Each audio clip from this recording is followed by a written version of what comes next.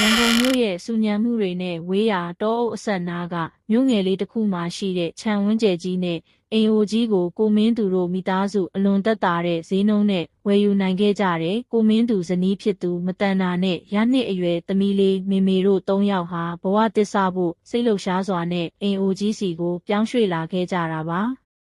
အိမ်ကြီးကရှေးဟောင်းစတိုင်ဆောက်လုပ်ထားပြီးကြီးမားခန့်ညားပေမဲ့တစ်ချက်တိုက်ခတ်လာတဲ့လေအေးတွေကြောင့်စိတ်ခနဲနေအောင်ညအေးဆက်လာပါတယ်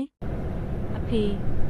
သမီးတို့အိမ်ကြီးကအယမ်းမောင်တာပဲနော်။သမီးလေးမေမေကကိုမင်းသူရဲ့လက်ကိုတင်းတင်းဆုပ်ကိုင်ရင်ပြောပါတယ်။ကိုမင်းသူကသမီးလေးရဲ့ခေါင်းကိုပုတ်တက်ပေးရင်မီးချောင်းတွေအကုန်လဲပြီးဆေးတုပ်လိုက်ရင်လင်းထိန်သွားမှာပေါ့။သမီးရဲ့လို့ပြုံးပြီးနှစ်သိမ့်လိုက်တယ်။ဒါပေမဲ့မတန်နာကတော့အိမ်ထဲကိုခြေချလိုက်ကြတဲ့ကတစုံတစ်ယောက်ကသူတို့ကိုစိုက်ကြည့်နေသလိုခံစားချက်မျိုးခံစားနေရပြီးရင်ထဲမှာမတင်မကျဖြစ်နေခဲ့ပါတယ်။